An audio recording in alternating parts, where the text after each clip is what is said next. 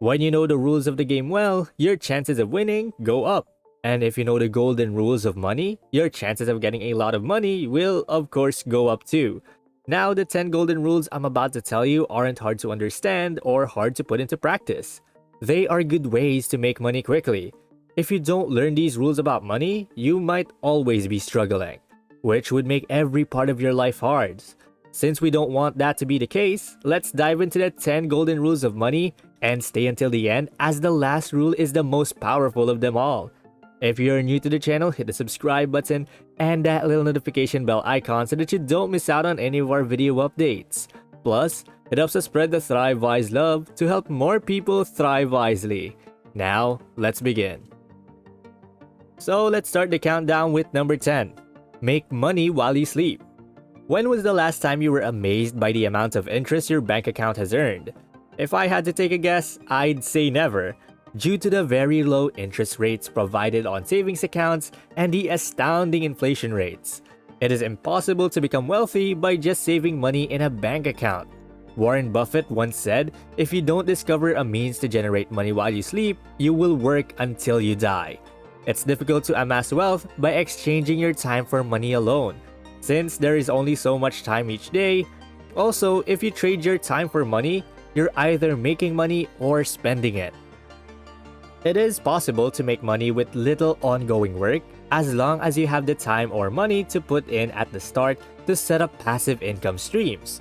If you use the money you make to invest in things like stocks, real estate, or businesses, you will eventually have enough money to stop working. This YouTube channel you're watching right now is a passive income business that makes thousands of dollars each month.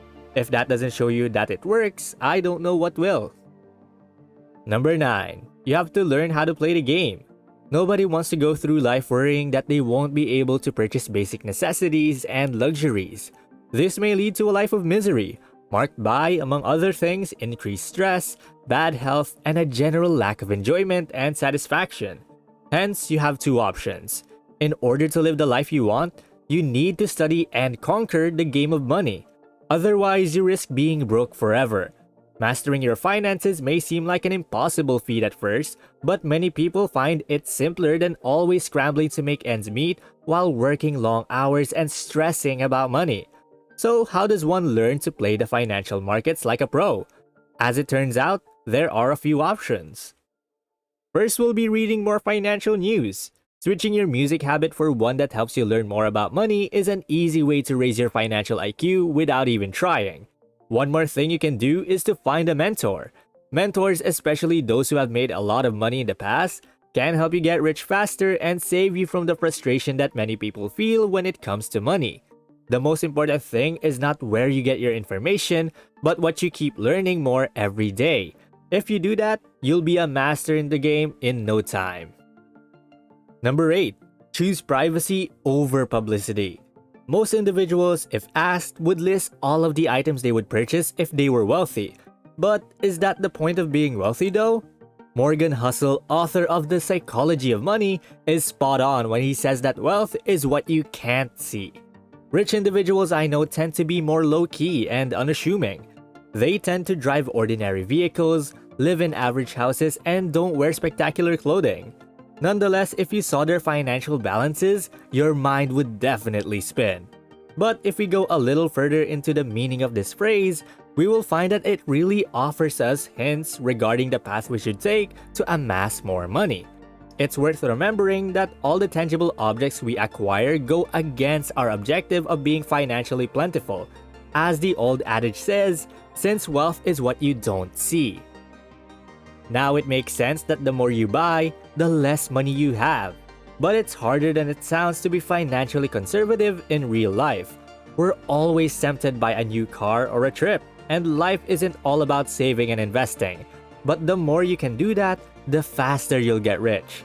So if you are working to get rich so you can buy all the things you want, you might want to change your plan.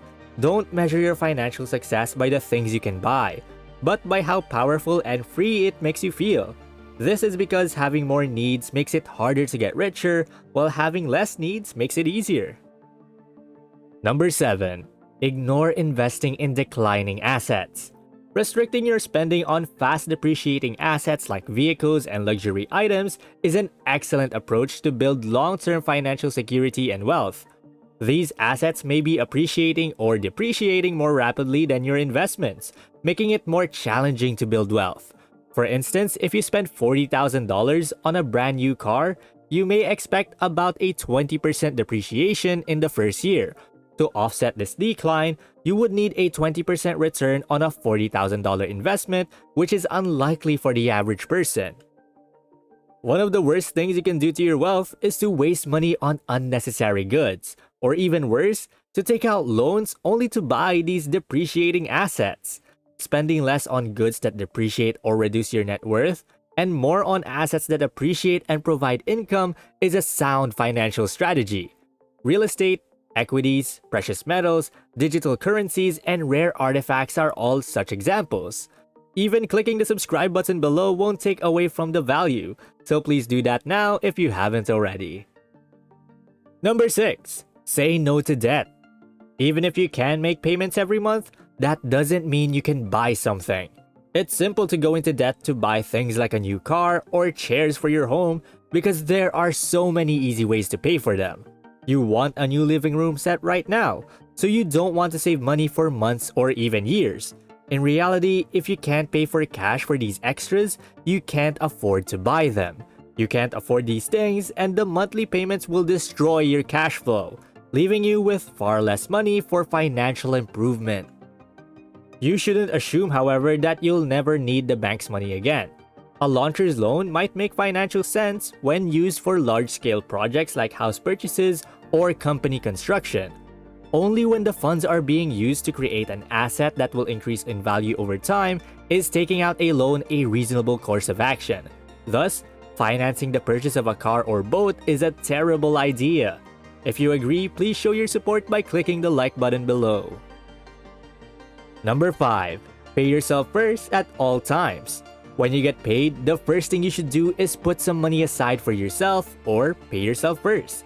Instead of looking at your total income as how much you can spend, take a certain percentage off the top for yourself and spend the rest.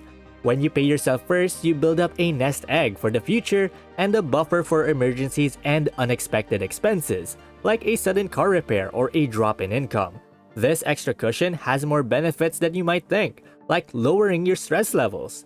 Just think how much better you'll feel when you don't have to worry that a one-time expense will ruin your finances and force you to go into debt when you get paid.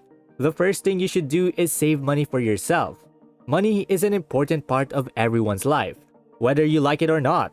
It affects almost every part of our day, which is why it's important to make sure you get your share first. Number 4. Learn how to take calculated risk. Every part of your life, including your finances, has some level of risk, and it's up to you to make sure that risk and reward are balanced. In general, the higher the risk, the higher the reward. However, if you take on too much risk, you could go bankrupt, and if you don't take enough risk, you could end up never getting ahead or never being financially independent. For example, buying a rental property is very risky, but its returns could be higher than those of any other investment. On the other hand, taking too much risk could also mean you are never getting ahead.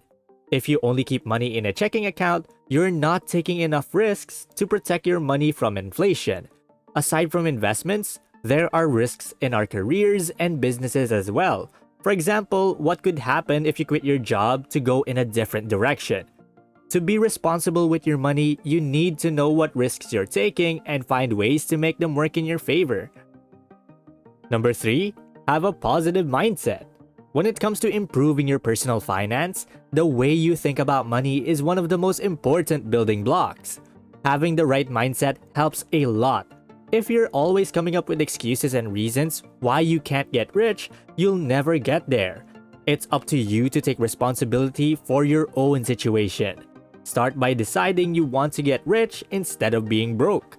If you're always living paycheck to paycheck and struggling to make ends meet, don't think why things won't work out. Instead, think about how you can get rich and make enough money to never have to work again. Rich people turn problems into opportunities and see failures as chances to learn and grow. Number 2. Keep everything in order. A messy, cluttered house can be stressful, overwhelming, and chaotic. And the same is true for your finances. Trying to organize your bills and budgets is not only stressful, but it can also make your financial situation worse and cause you to miss payment deadlines. Charge money, continue bad spending habits, and save less. You should at least know your total income and take-home pay, your monthly expenses, your savings rate, the return on your investments, and your net worth. If you know these numbers, it will be much easier to track progress and see where you can make changes. Let's say that one of your goals was to make a net worth of $100,000.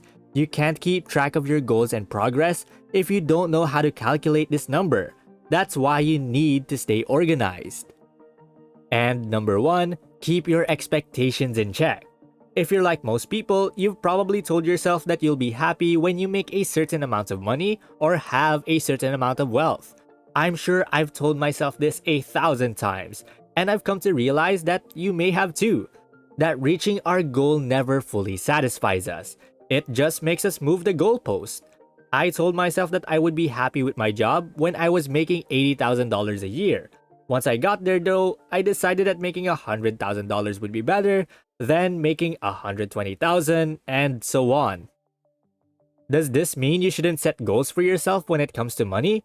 In no way putting off being happy until the future is a big mistake, but most of us keep making it day after day. Now, why is it important to realize? Even though you probably agree what I'm saying, most of us don't really internalize this idea. Instead, we keep moving the goalpost. And I've learned over time that frustration and discontent arise when our current state and expected state don't match up. For example, let's say you got a new job last year that paid you $70,000 a year. You knew you deserved this income, so when the paycheck started coming in, you were more than happy. However, after a year of great performance and getting more experience, you're still making $70,000, but you think you should be making at least $75,000. You suddenly think you should be making $5,000 more, but you're not, and this makes you angry. The difference of $5,000 is called your expectation gap, and as long as it stays there, you'll never be happy. For example, some people who make $150,000 a year are unhappy because they think they should be making $200,000 a year. On the other hand, there are people who make $50,000 a year and are happy because they never thought they would make it more than $40,000 a year. So you need to close your expectation gap if you want to be financially happy. You can do this either by wanting more or by wanting less. You can choose either, but you probably won't be happy until you do. Well, that's basically the 10 golden rules about money. And thank you guys so much for watching today's video. If you enjoyed this, then you will probably learn a lot more from watching this other video. You only need these 3 assets to get rich. If you click on the screen right now, you can go and watch that. Do you want to learn more about how to thrive wisely? What videos would you want to watch next? Feel free to comment down below. And please don't forget to click the subscribe button to see more videos on how to thrive wisely. Till next time.